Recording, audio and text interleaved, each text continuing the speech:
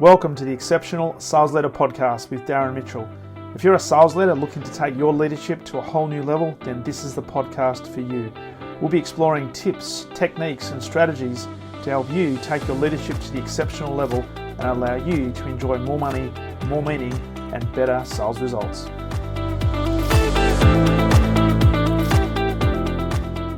All right, welcome back to the Exceptional Sales Leader Podcast. Darren Mitchell here on a very chilly Melbourne winter's day, being at the date of this recording, Tuesday the 18th of June. And it's my absolute pleasure to welcome to the podcast an extraordinary sales leader, Dipti Pandit. How are you, my friend? Oh, hello, Darren. Thank you. I'm really well. It's nice and sunny out here in Melbourne. So, of course, the sunshine, the warmth, a bit of warmth gives me the energy I need. Well, a bit of warmth from the sun, although when you look at the temperature gauge where I am in the Macedon Ranges, it says it's about 11 degrees or 12 degrees, feels like 7. But we're just talking before we press record about how people from different countries, whether it be Vietnam or India, where it gets to about 25 degrees and still humid, they pull out the sweaters because they think it's cold. People love change. I mean, there are some people who love change, especially, if there's something new and you want to show off. So the region that I come from, India, Mumbai particularly, is a very humid weather. Yeah. That the kinds you would see right up north of Australia. And the average temperature would be roughly between 30s, 35s. Yeah. And if it starts to get 25, people just need an occasion to pull out the sweaters from their wardrobe and show off that I have a sweater and it's really cold. So And do they wear it just like for one day a year and that's it, and they just put it back in the cupboard? absolutely a day or two. But look, when we're kind of going in the corporate meetings and stuff, people all dress up well. So while you're kind of steamy and hot inside, you're still wearing those big coats and vests. It was funny. I was talking to somebody in Darwin not long ago, and it was really warm outside, but Yeah. obviously where they were, the air conditioning was so effective that he said, "Oh, hang on a second, I've just got to go and put my puffer jacket on because it's so cold in here." This is in Darwin. I can imagine you rolling your eyes, Darren. Man, it's just absolutely madness. So, hey, we're not here to talk about the weather. We are here to talk about sales and sales leadership. And I've been looking forward to speaking with you for a little while now. We've been connected on LinkedIn for a while and had a few conversations. And you've got a very interesting story, which I think can bring a lot of value to a lot of people listening to this, whether they be in sales leadership right now or particularly aspiring to become sales leaders. So we're actually going to title this, if you're okay with it, we're going to talk about this being Burgers to Boardroom, because you do have a very interesting story. Without going into the depths of it right now, because I want to ask you some questions around that, just for the listeners' benefit, a little bit of your background at a high level that led you to here where we are today. Wonderful. So, Darren, my background has been into B2B enterprise sales. I've worked in individual contributor roles and sales leadership roles. Where I really specialize in is selling complex solutions. And I've worked across diverse sectors: telecom, SaaS, IT, insurance, health, wellness, finance, information governance, quite a diverse portfolio out there. And what I really champion in these is, the relationship building, managing large contracts, growing the revenue, the go-to-market strategy, building high performance teams. And I think 18 years of my career, I think the last 11 years I've been in Australia. Yeah, so it's a quite fulfilling job, something I'm absolutely passionate about. We can speak for hours and hours about sales. We can, and we have, and we probably will continue to as well. And so you're now you're a fractional sales director at an organization called was it Energy? So I'm running my own Engage. consulting business, Sales Pandit Consulting. As part of that, I am doing some fractional work. So as a sales director, I'm helping Engage X right now to help them grow their business. Nice. So I was going to mention that you've recently set up a website about to go live, which is very exciting.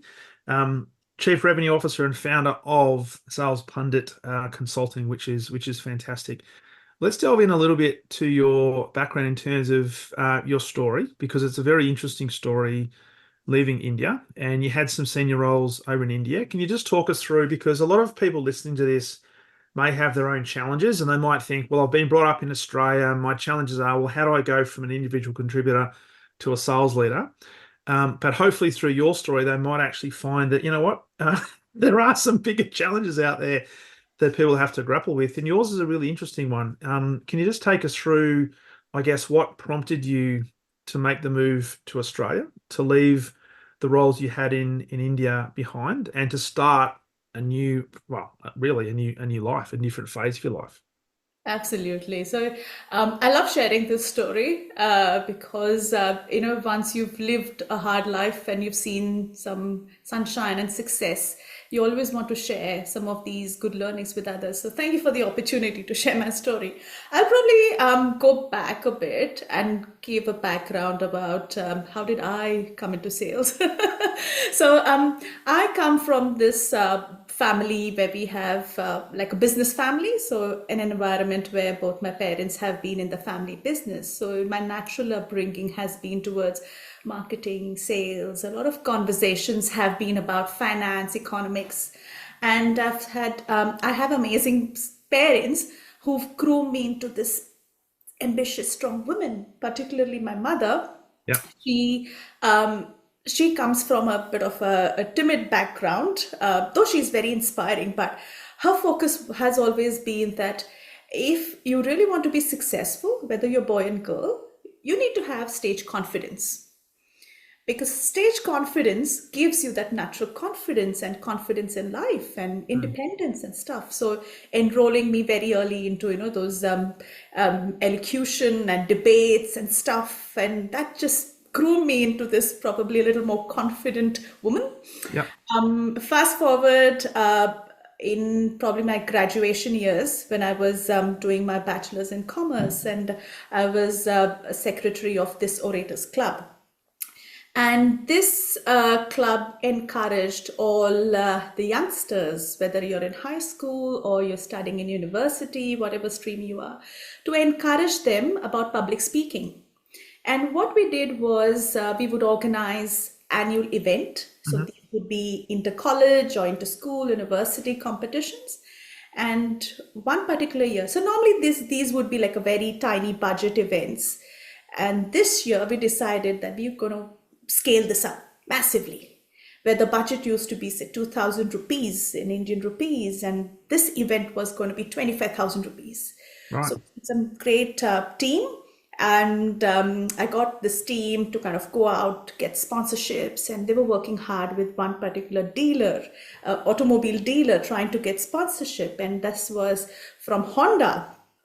And they were in a conversation with him. Half a day they spent about trying to convince this dealer, and he had got the Honda marketing team with them. So they all trying to convince. And then team calls me in the afternoon to say, "Look, Dipti, we've tried hard, but we're not able to get over the line. Hmm. Can you come?" I'm like, "Okay, fine." And then I go in, we're having this conversation, and 5 minutes, they're like, "Yeah, done." It was all about the value proposition. Something that naturally came to me is about, okay, what is the win for you, Yeah. right? Rather than me asking money, it was like, okay, this is what I'm going to help you. And what that person said really triggered my thought process into getting into sales. Well, he said to me, "Why don't you join Honda? You're good at sales." So After anyway, a 5-minute conversation. yes, so that triggered me into thinking, okay, probably this is what my forte is. This is where I should move into sales. So long story, but I thought I should just give you a bit of this background. Now, talking about my other story of me moving to Australia. So this was when I was in Mumbai working in a large global telecom company, heading a large team of account managers and managing global accounts, very high paying, high profile, good job. But the work culture and what was expected of me was too much. I Mhm. had a baby, and he was almost turning 2, and I was spending, I think, 12 to 14 hours a day, sometimes even the weekends. So my husband and me, we decided, okay, I think let's move to Australia for a better future and better life. And at that time, I was the primary applicant, as per the visa process. Yeah. So we decided let both of us not take the risk of leaving everything and moving. And I would be the first one to move. So I decided to move to Australia because we didn't know what was the color of the country or how it was. So everything, it was all theory and what we had heard and seen on television and spoken to a few friends. Yeah. So I decided to make the move. I left my 2-year-old back in India. My husband and my in-laws were taking care of him. And coming from a high-paying profile job, and I had to move to Adelaide, and 11 years ago, things were very different. Looking for a job was a hard gig. I Mm. think it matters. Anyone who comes across to a new country as a migrant, you have to unlearn a lot of things. Yeah. You brought up in a different environment. This country would expect different. The way you apply for jobs was also very different. So it was very hard. And I thought, okay, I need to have some money coming in. So I took up ordinary jobs. I started selling burgers at a Portos. Something I did for, I think, almost 8 months. I enjoyed that job. Trust me, I learned a lot about how people speak, the Australian accent and jargons and stuff like that. Just fun. I had to unlearn a lot of English. Um, it started to get a bit hard because I was trying for jobs, doing everything possible, resumes, updating, talking to people, networking heavily, Hmm. barging into other interviews and just knocking at the door and saying, hey, can I meet this particular HR person? And nothing wasn't working in my favor. One particular day, I was returning from the shift and I had this uh, not really very fancy car, but I met with an accident. And the other car that I bumped into was this massive, fancy, big car. I was shocked, petrified, something that, wasn't expected. An accident, right? When you want to go home, have a dinner, take care of your child. All I could visualize was, oh my God, how much money do I have in my bank account? And Mm. I see that I think all of that is going to go away. I have to pay for this person's car. I have to pack my bags. I hope I have money to book my ticket so I can go back to India. All of that rushing in the police and everything, it was the hardest point. Yeah. It was that time when I felt, okay, that's it. I have to pack my bags. But I think there was some level of resilience. And particularly coming from countries like India, where you naturally are in a competitive environment, fighting a lot of battles and struggles just because of the nature of where you are. You build some resilience, right? So I had to push hard mentally to go through the process. Luckily, I had some insurance that saved the day, and that was a turning point. And for some reason, luck was in my favor. And yeah, got 3 interviews, and finally got a job. And that's how I started my career in my corporate career in Australia. And yeah, starting from small roles and growing up, getting into multiple roles, sales leadership. Last 11 years have been absolutely fantastic. Mm. It's a great story, and I just want to delve a little bit more into the word you use in terms of resilience, because there's lots of people out there, and particularly in Australia, listen to all the media. There's a cost of living crisis and all this sort of stuff, and it's really hard. And there's still opportunities out there, by the way, because there's lots of people spending lots of money. So just look at all the brand new cars that are being rolled out every single month. Um, what was the, I guess, the key lesson at that point in your life? You mentioned you had 3 interviews pretty soon after that accident. What was it that kept you going? Was it the hope that there was a better opportunity, that you had a belief in yourself? Was it the fact that no matter what happened, you're not gonna go back, because you saw that this particular country, or even Adelaide or Melbourne, or the opportunity for you and your family was there? What was it that kept you going? Because a lot of people come up against challenges and they think, you know what, another rejection, another no, another obstacle that's placed in my way. Why? Absolutely. It's devastating when you have to face the tides. And only that person who is in that situation knows it better. Mm. The friends would try to convince you might want to watch something inspiring and feel motivated. trust me, nothing works. And you just want to have a hot chocolate, line the couch, and binge television. I do that at times. But I think what is important, and I feel, and I would highly encourage everyone who's listening, is no one escapes hard times, whether you're rich or poor, or money, or how happy you are. It's a natural process. It's human, Mm. right? So it's okay. Things happen. You have to always look at how difficult things are for others. So you'll always find somebody who's seen life and dealt with more difficulties than you. You are in Mm. a better situation. There's so many wars going out there. There are people who've lost homes. There are people who've lost families and children. And if you go back to, say, world wars, or even if you read those books about the tourist of Auschwitz and all of that, the hardships a lot of people have seen, and you compare yourself, you're so much better. Yeah. What has worked for me, Darren, is always looking at, okay, if this is against me, what is positive about me? Whenever I come across a situation where I'm not feeling so great, Yeah. I'm facing a difficulty, I write down, okay, what's causing me grief? I have that off my head on a paper. And then on the other side, I start writing what's working for me. All right, someone who doesn't have a job and looking Yeah. for a job. All right, you have the precious time in your hand, right? You can do so many things. If you're busy and having a full-time job, getting that spare time is going to be hard. So make the most of it. There Mm. are always opportunities. So when you see failures or difficult times, they are disguised opportunities. So Yeah. it's about how do you tap into. Of course, things are going to be difficult.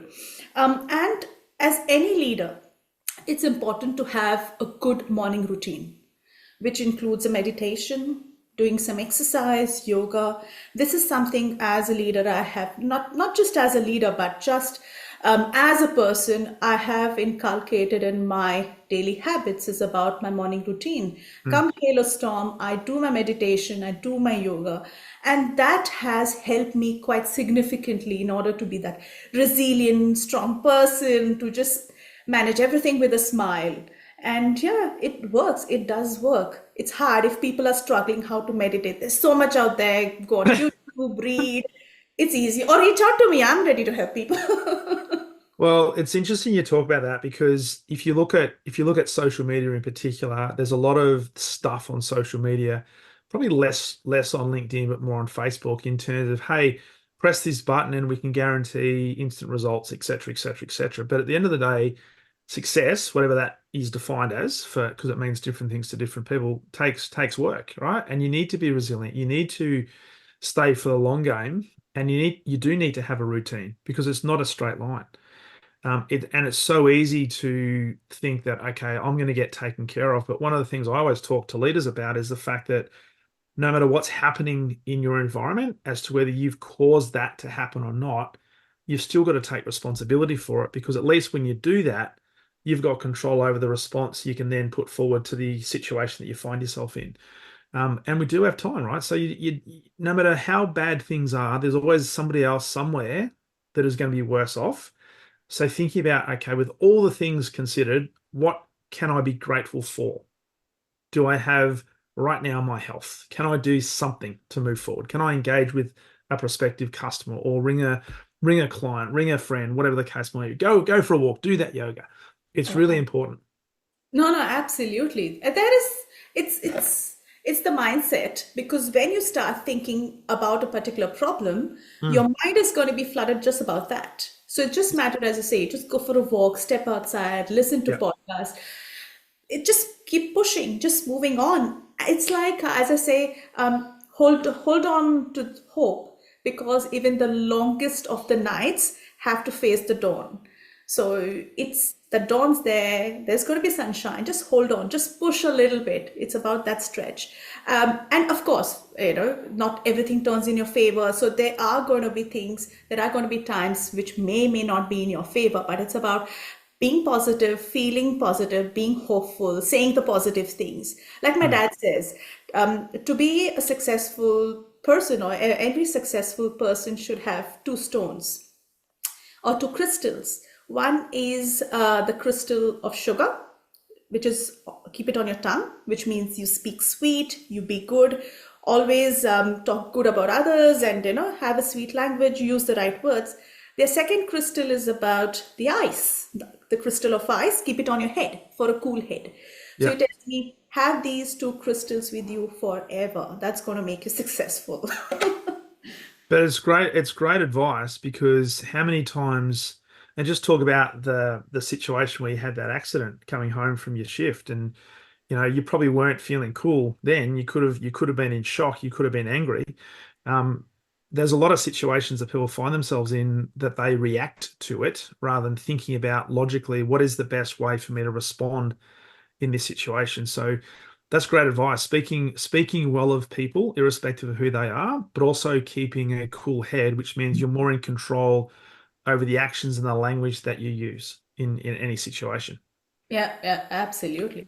Because you're always going to be creating an impression for somebody, irrespective of whether you've met them for the first time or whether you know them and have known them over a long period of time. Every interaction with you was just another little bit of conditioning for that individual. Absolutely. The easiest thing to do is just react. That naturally Hmm. comes to you.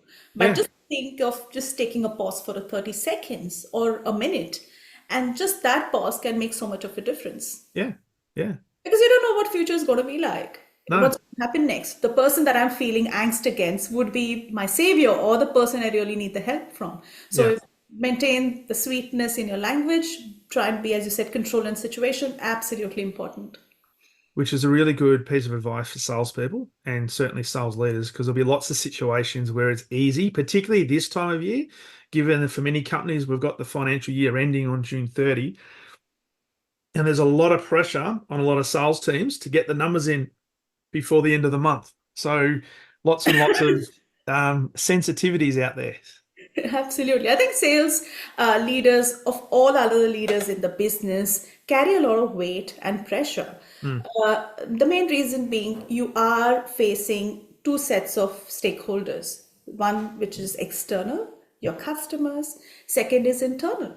yeah, You're trying to get the jobs done. You have to keep everyone happy. You have to get the numbers. You have numbers, and the pressure coming is hard, mostly for sales leaders. You carry a weight and that responsibility. So you as a person, how calm, composed you are, in control of situation you are, is very, very important. yeah. It's I think it's a little easier for people who are within the business. I'm not saying it's completely easy, but I think for sales leaders, it gets really difficult, especially when you are representing a company, you're representing the brand.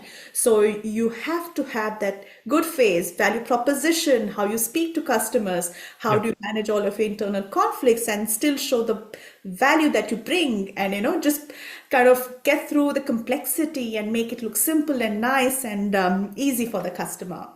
Absolutely. Absolutely.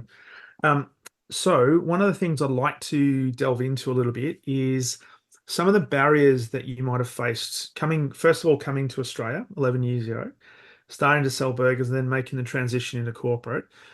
Because not only as a female, and I know this from experience, having operated in many different businesses, we still have an underrepresentation of females in senior executive positions and certainly in sales leadership positions, which I think needs to change. It is changing slowly, but still a long way to go. But also coming from a country like Mumbai, I'm really curious to understand what sort of barriers or biases, for want of a better term, did you have to contend with in relation to, um, I guess, integrating into society within Australia, but also the business society, and what did you learn from that process? Um, Quite a lot of barriers. I mean, coming from a different country, there is language. So though in country like India, English is quite vastly spoken, schoolings largely are done in the English language, but you have to learn multiple languages. So like Yeah, in my case, I know about five, six languages, which on an international level may not be useful. But when I go back to India, that is my mother tongue, which is different. The state that I was brought up in, that language was different. The national language, commonly the Hindi, that's another language. Then there are neighboring states. You tend to kind of influence and work with people from different states. So there is an influence of that language. So one is you're thinking in a different language and you have to communicate. So for someone who moves to Australia as a migrant, you learn you've brought up, you're speaking, you're thinking in different languages, Mm. and then you come here to Australia and then you have to think and speak the choice of words. I had to unlearn a lot of English, Indian English, to learn Okay. Australian English. There were Okay. quite a few words that I used in India, which I thought were the right words in English, but were not used here. And I have surprised a few people because they came up to me, they're like, "What does this word mean?" I said, "Why don't you Google it?" And then they Google, they're like, "Oh, okay, such a word exists." So one was about language. Yeah. And I think that also does impact confidence. Quite many migrants you'll see from the level of confidence about the English. Am I speaking right? Am I using the right words? So you kind of thinking that second. Third is about in a workplace, the work culture is very different. Not that it's significantly different, but every country has different work culture. There are a lot of unsaid things that whereas you have to learn and unlearn. So anyone who moves and starts working in Australia, you have to first understand what's the work culture here. It's not significantly different, but you're more independent. There are a lot of resources available. You don't have to ask, so you need to know. You should be able to navigate. It's easy to find information, but how to navigate, find information. How do you establish relationship with work colleagues? Mm. And people connect over food and drinks differently than they connect in other countries. So that's there. I think if you speak to colleagues, if you speak to your HR managers, the new migrants particularly, it's easy to understand because you do not want to be felt left out. Mm. It's not that anything's wrong in you. It's just that you need to know so you can adjust a bit better. Yeah. And of course, other is about the culture, and other is about what people love doing, understanding and delving more about what Australia is, what's the background. Quite a lot of migrants do not spend time, just understanding. I mean, there is some culture, there is some history, there is background, like how people are so well settled here in terms of having a happy, easy life. Like I see Australians quite relaxed and welcoming. Yeah.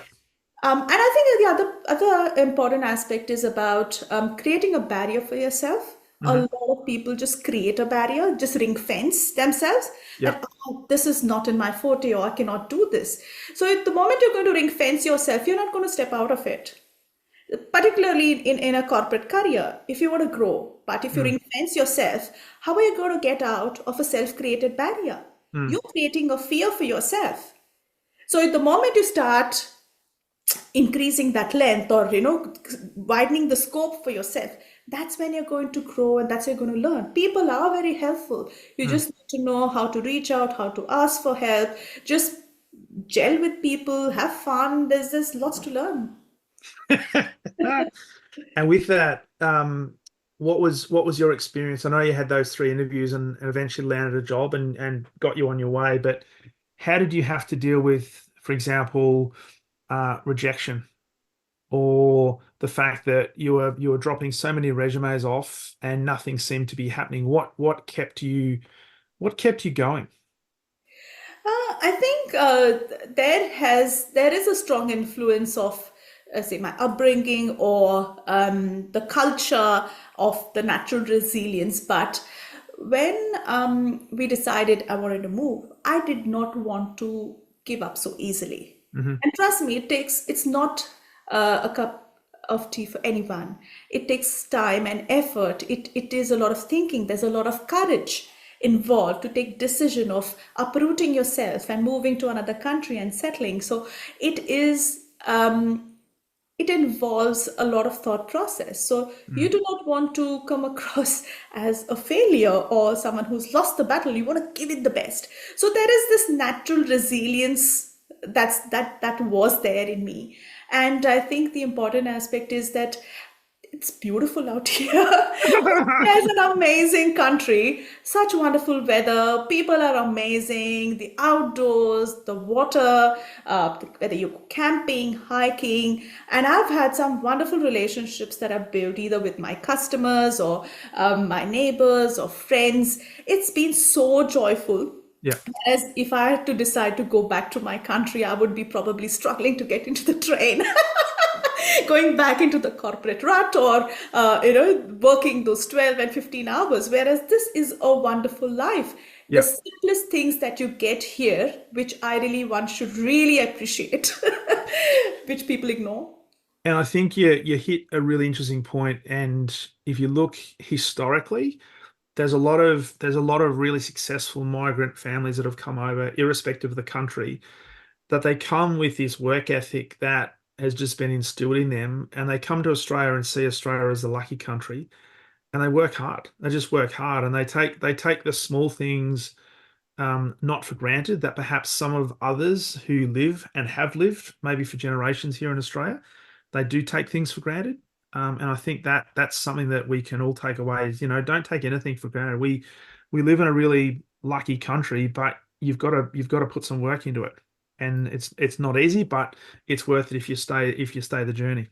Oh, absolutely. Think about it like in the 1920s or 10s and 1940s, even in Australia, when the war times, World War times, so many families had to sacrifice the fathers and the children and the mothers, the wives, Yep. the daughters have had those difficult times. So Yeah. it's not that Australia hasn't seen difficult times, they Mm. have.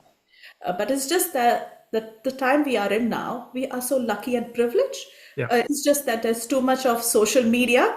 There's so much to read and observe, and things that influence your brain sometimes in a negative way. How can you really draw boundaries and distance yourself and look at the positive side?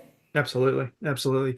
So, after coming to Australia and establishing yourself, how long before your family came out? So, just talk about that because one of the things around resilience, I'm sure, is the ability to do that and still, well, obviously you missed your family, but just talk through that in terms of how challenging that was.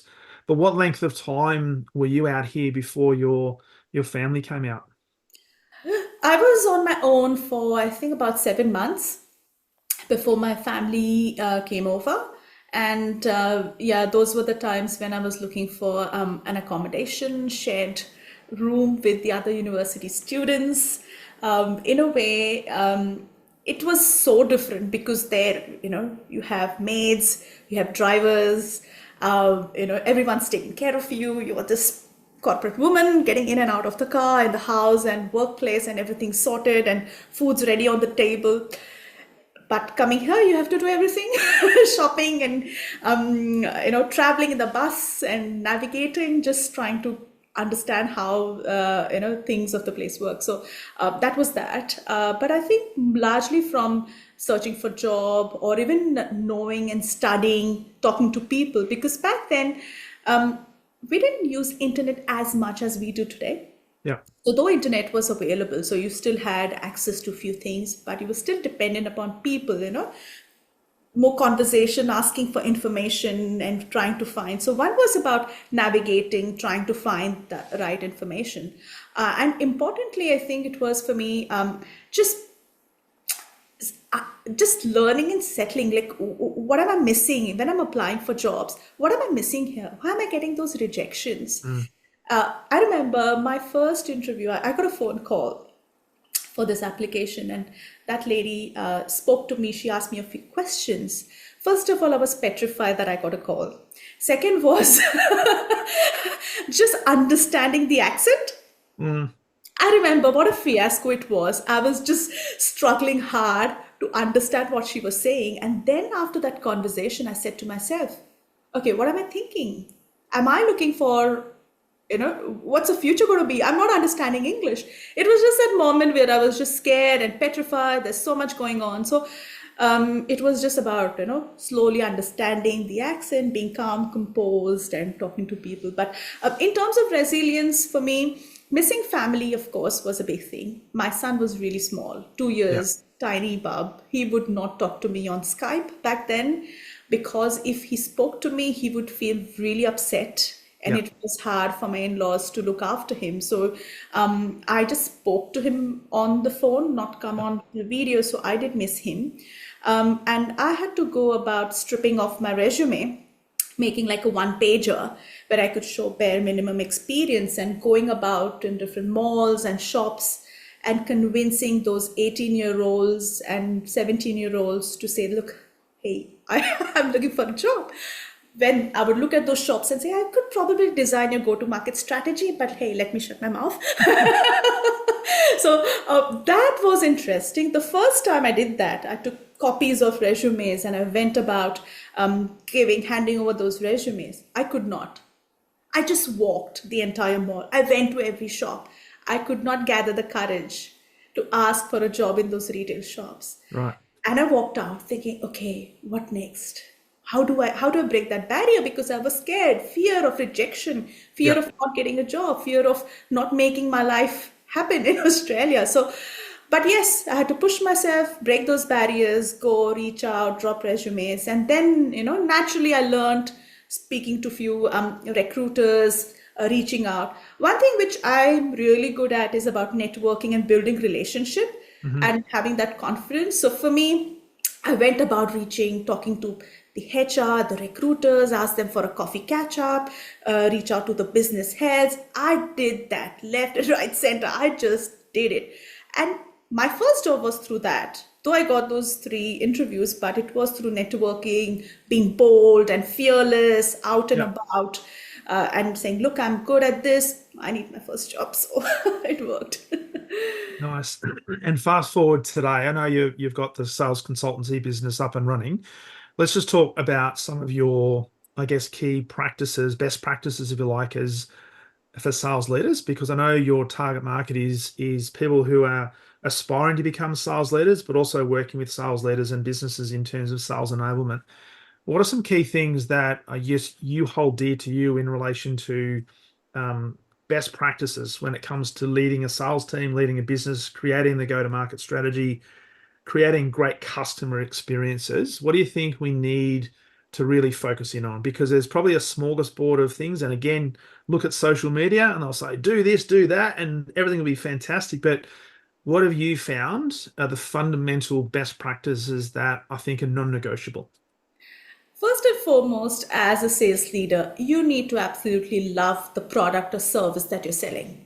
You have to be convinced completely. If you're not invested and not convinced, then you cannot pass that conviction and confidence onto your team or customers. Yeah. So that is important. If sales leaders aren't feeling confident about the products and services, what worked for me in that in those areas would be I would delve into doing an implementation of a software. I did a lot of software selling, so I would go try and implement, get a sandpit platform and practice a bit, take help and support. So I would really spend a lot of time studying the value proposition, the problems and challenges, because whenever you're selling a product or a service, more than sales, you're actually solving a problem. So Mm. when you look from that perspective, okay, what are the challenges in the market that I can solve? Maybe do I want to create new challenges and solve? I can be that creative. Why not? Go for it. Selling has to happen.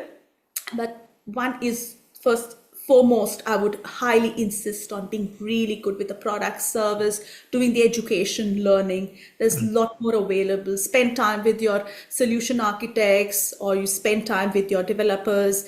Just spend time, analyze then your competitors. What are the competitors offering? Because you may not be able to solve every problem, but you Yeah. need to figure out what's the niche, because once you are going to be good at it, that's what you're going to transcend and share it with your team members.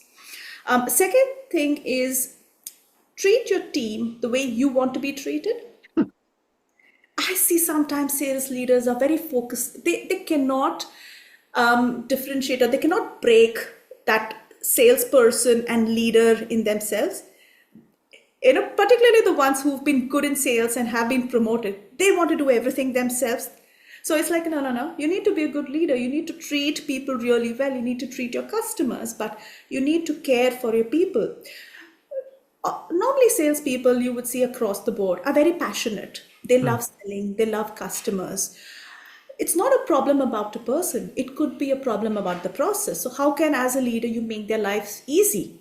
If you're going to, load them with too much of admin and stuff and other things which don't really matter, they're going to get frustrated. So you have to care for your team, look at where are the gaps, how can you solve the problem. You may not have all the skills, so reach out within the business to help support, find out who's good at what, who isn't good at what, and how can you make the most of it. Use the strengths to the advantage and put and align your teams in that fashion. So being really close with your team, train them, coach them. There is a lot that team members do not know.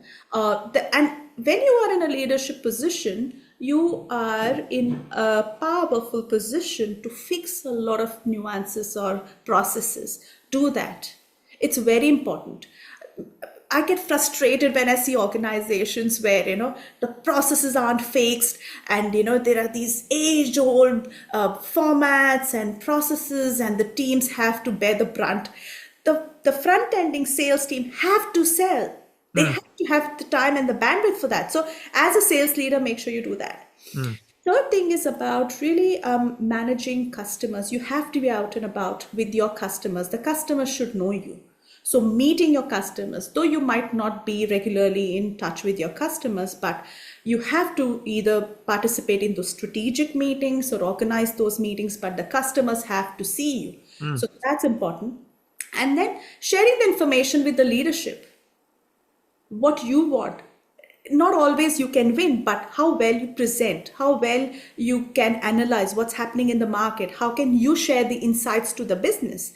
Because a lot of leaders, the board is looking for insights which can go from the sales leaders onto the management. So how can you really value add and show that and ask for support and help? And whether it's the value proposition, whether it is about doing your deals, whether it's about, looking at a larger customer, seeking new logos in. So you need to be, very good at sharing those insights. And I think the last and important thing is about drawing boundaries. Sometimes you have to say no. Yeah. If you're going to say yes to everything, every deal that you want, you're going to mess it up. You're just not going to use the resources well. It's going to be such a cost and the team will be deflated. Sometimes you have to say no to certain deals. Sometimes you may have to say no to certain customer requests. There is a way how you can do it, but sometimes use that intelligence, use that reasoning, maybe debate, brainstorm, but sometimes you have to say no. Yes, stand up and do it. So why do you think that's important? Because I hear a lot of salespeople almost being conditioned with their organization that, hey, customers are right.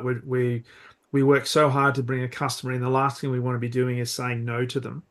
I actually agree with you, by the way. We need to get better at saying no to customers and I guess recalibrate the balance of power and say, well, you know what, we have a great product, we have a great service, and sometimes we just have to say no, we are not the best fit for you. From your perspective, why do you think that is important, the boundaries and being able to say no? So having worked in the broader sales leadership roles where I've been responsible for existing accounts as well as new logos, I've seen that as an organization, you focus, and that happens across, you'll probably agree with me on this, Darren, that you focus a lot on new logos, but the amount of focus you need to have on existing customers kind of sways away. I think it's important to give importance to existing customers and try and see opportunities where you can generate more revenue, improve your retention rates. Like even 5%, like our survey says, 5%, if your retention rate increases by 5%, the proportion revenue increase can be anywhere between 25 to 95%. So, I would rather put energies and focus on, okay, what can I do better in existing customers?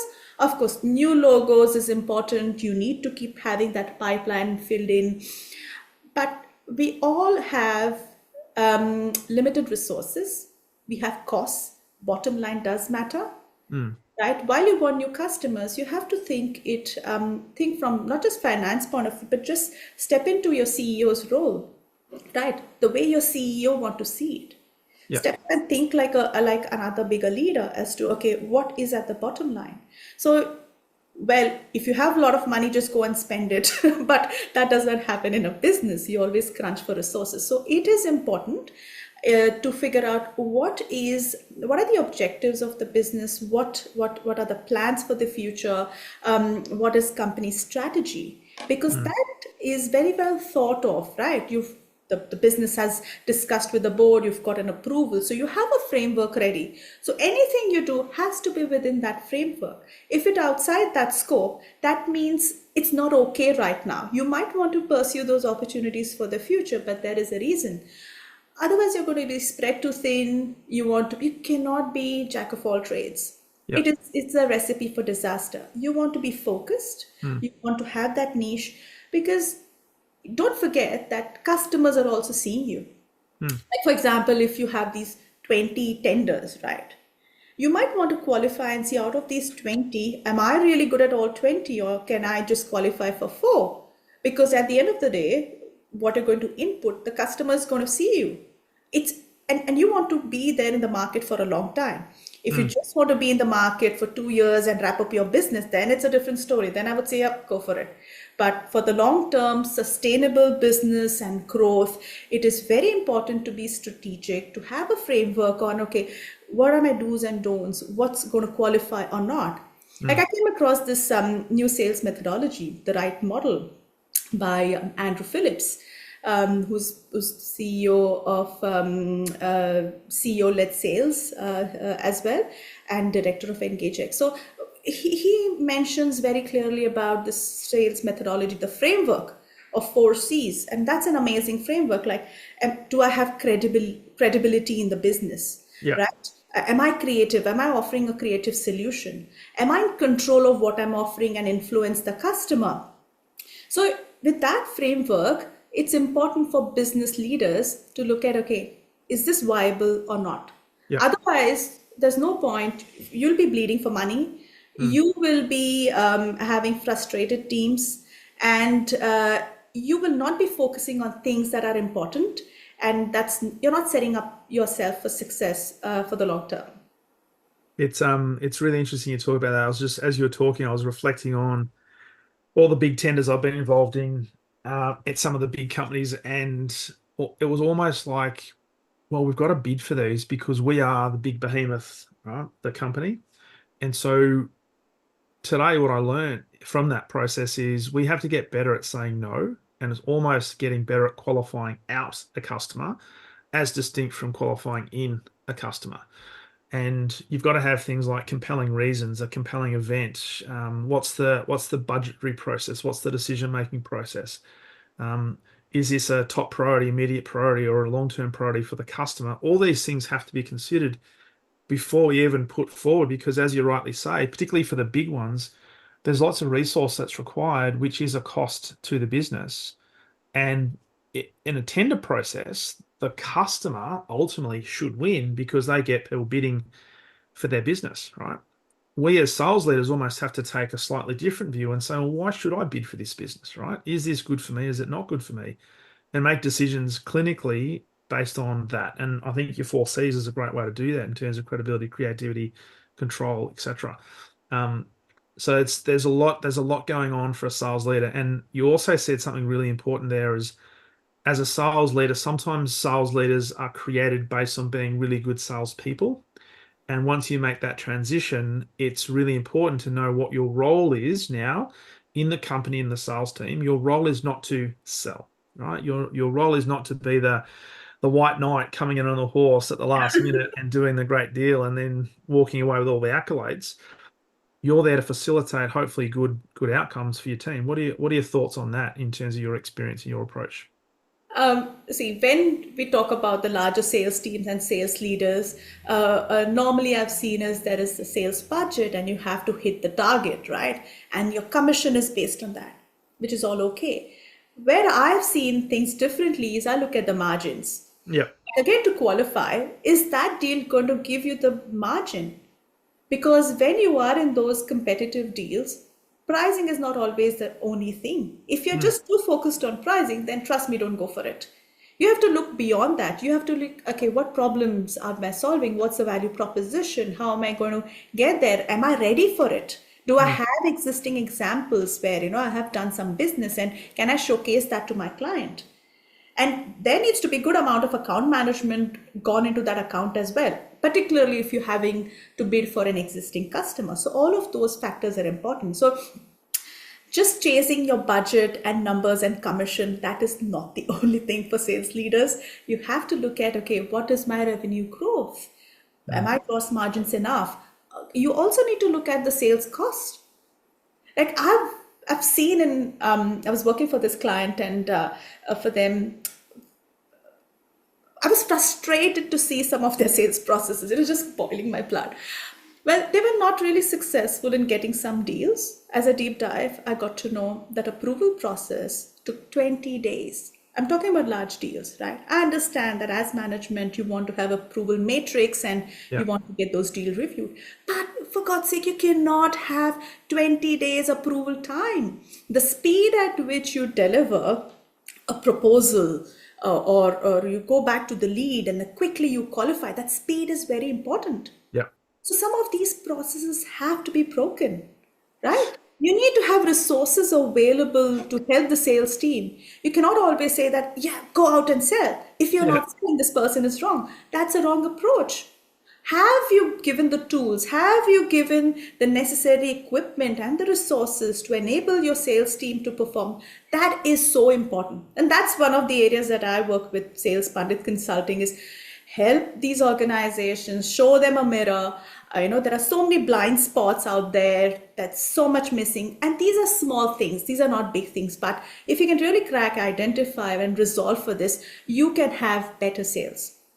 And through that process, you can be quicker to market, but you've still got to have a good understanding of your internal metrics in terms of your cost-based margins and stuff like that. So we're not saying, hey, throw away all the approval processes, but just streamline it and think about how do we get our proposal in the hands of the right customers, the right qualified customers, a lot quicker. Because if it takes you a month to get a proposal to a customer, just think about what they're thinking. They're thinking, my God, if it took this long to get a proposal, what's going to happen in terms of implementation if we go ahead with this organization? So don't make it about you. Make it about the customer. I mean, there is always the element of, you have to train and upskill the team and you have to coach and mentor. The other day I was at this exhibition, and massive exhibition with a lot of stalls. And as curious I am, I go into all of these tech or these software companies just to hear them, like Yeah. what's new in the market. I'm very curious for that. And I walk up to this particular exhibit, and this sales guy was standing there. We have a conversation. I'm like, okay, tell me, what are you selling? And he starts to say, our software does everything. And in my mind, I'm like, oh God, you lost me there. My son is not eating veggies. Can you feed him more veggies? Well, not really, but that is a poor sales pitch. So while you go to focus on revenue and targets, also focusing on how your teams are selling. Are you upskilling them well? What is the sales pitch? How are they positioning? Speed and all is important, but how are you positioning yourself to your customers? So make sure that you are trained and focused and you're monitoring and help the team to do better. Yeah. You find someone speaking like this in when you have paid so much to be at that exhibition, it's such a cost. But if your sales guys cannot have their opening pitch correctly, oh my God, what a loss of revenue. Yeah. What a And it loss says, of costs. and it says, my God, who has trained this person? Well, probably they haven't had any training. They think, well, we've got the best product. The product will just sell itself. And all I've got to do is talk about the product, and the features of this product will just impress everybody to the point they'll fall over and want to buy it. Well, it doesn't work that way. It doesn't work that way. So Yeah. great point. Hey, as we wrap up, I wanted to touch base on, you got a masterclass you're going to launch in July. So can you tell us a little bit about that it's for aspiring sales leaders? Yes, absolutely. I'm very excited about it. I think as I shared about my own journey, and I've climbed the corporate ladders through my own experience and learning from others. I feel there is a lot of need for help and support to other sales professionals. So I'm going to run this masterclass I'll be sharing the dates very soon, roughly either on the 25th or 27th of July. And this masterclass is for all those sales professionals who are aspiring to be leaders. And in my leadership roles, I've seen quite a few team members come to me and say, "Hey, Dipti, I want to be like you." I'm like, "What does that mean?" "I want to be a sales leader." I'm like, "Okay, that's not hard." So I feel through this masterclass, I'll be sharing not just my journey, but the do's and don'ts about how to be a good sales leader. There's going to be a good workbook, and I'll be supporting through some of my coaching as well. I am very passionate about encouraging young professionals to take on leadership roles. And as you mentioned at the start, we need to have more sales leaders. Also very passionate about encouraging people from the migrant community who are on the fence or at the edge of, or should I pursue sales or take up leadership roles? I would really encourage them as well. And largely, again, women as well. I would love to see more and more women in leadership roles. It's not hard. If you have ring fenced yourself, it's time that you break those barriers. Oh my God, I can't wait to launch and have this masterclass, and really would love to see a lot more sales leaders, coming up in the future. Awesome. And so if people want to know a little bit more about that, where can they, well, a couple of things, where can they connect with you? Where's the best place to connect with you and learn a bit about what you do, but also get information on the upcoming masterclass? Where's the best place for them to go? I will be launching about this on LinkedIn. Okay. The best place to connect with me is LinkedIn. Yeah. So my LinkedIn profile is Dipti Pandit, DIPTIPANDIT. So people can reach out to me directly. And this will also be up on my website, which I think in a day or two, I will be sharing that page. It's salespandit.com.au, salespundit.com.au.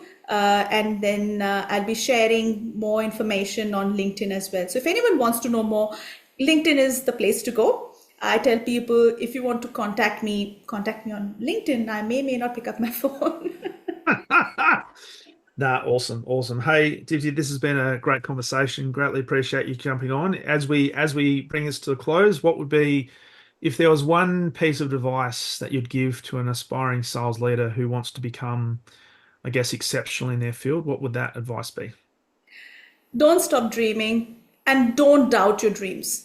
And when I say dream is sort of have a goal and aspiration, dreams come true. If you have an ambition, they will come true. So if you aspire to be a leader, and even if you've thought about it, the other things will follow. The action, the confidence, the plan, everything will follow. But have that ambition, think. The more you think, things will fall in place. You're just sort of sending the message to the universe and conspire everything to come in and help you out. It's that starting point. That is very important. Have that belief. You might not be 100% in your mind and heart. You might be 1% or 2%. But even if you are that 1%, go for it.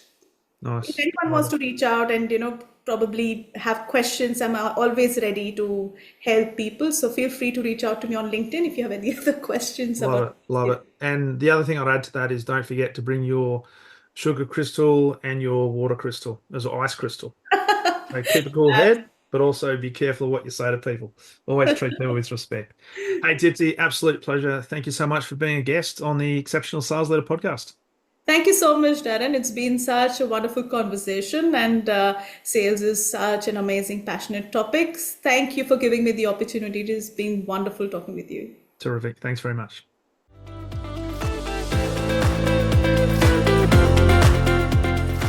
Thank you for listening to the Exceptional Sales Leader podcast. I trust the information in this episode has been helpful in your journey towards becoming exceptional.